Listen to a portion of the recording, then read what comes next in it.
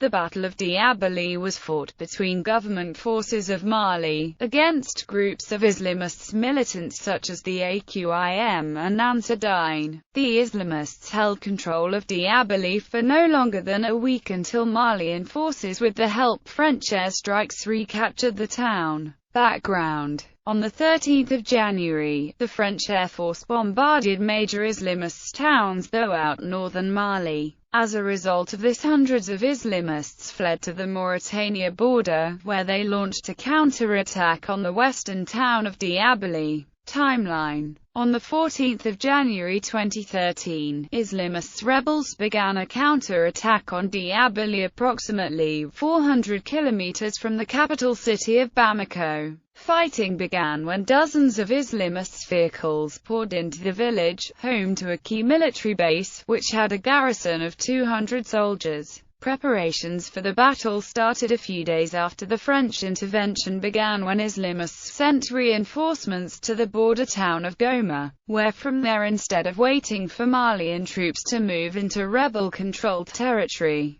the Islamists decided to move south. At the edge of Diabaly, rebels deserted their trucks, leaving the road leading from Goma to Diabaly where Malian forces were awaiting the attack, and walked by foot south to the village of Kouroume and then to Alatala. Malian forces tried to block the rebels at Alatala but were defeated in a minor skirmish and pushed back to their base in Diabaly. Around 70 vehicles full of insurgents participated in the attack and another 50 arrived later. Fighting lasted for 10 hours until Malian forces left Diabaly in what the French Minister of Defense refers to as fierce fighting and resistance by the Malian army. It's unclear what exactly happened to the soldiers based in Diabaly, but a prominent jihadist leader, Umar Old-Hamaha, said that there are many dead, and others fled on foot. A dozen soldiers were killed in the initial fighting. After the army abandoned the Diabaly military base, armed gunmen went door-to-door searching for hidden soldiers or civilians linked in some way to the army. At least 5 soldiers were executed along with 1 civilian, in what jihadist leader Abu Zaid refers to as retribution for the massacre of 17 Islamist preachers committed by Malian soldiers stationed in Diabaly. According to another report, 3 heads of households were executed.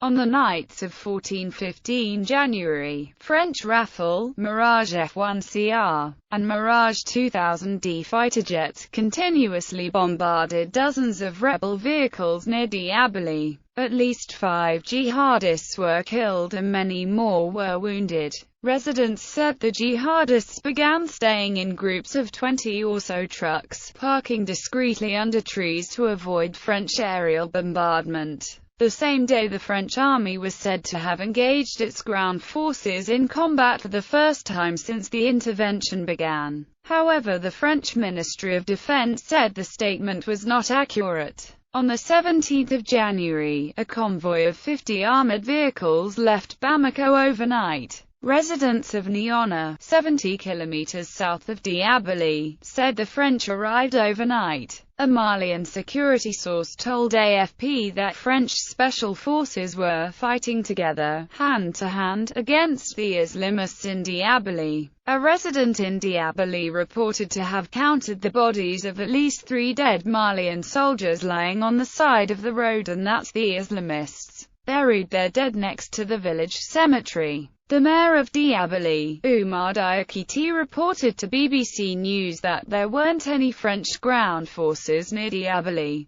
and only Malian forces were involved in the fighting. He also stated that the only French presence nearby were those stationed in the town of Niona, coordinating with the Malian army. On 18 January, the Islamists reportedly fled dressed as civilians and abandoned dozens of heavy weapons and caches of guns and ammunition inside several residents' homes. On 21 January, Malian and French forces entered the town without resistance. Malian troops found that their military base lied ruins, looted by rebels and heavily damaged by French aerial bombardment, as the base served as the contemporary jihadists' headquarters during the week-long occupation.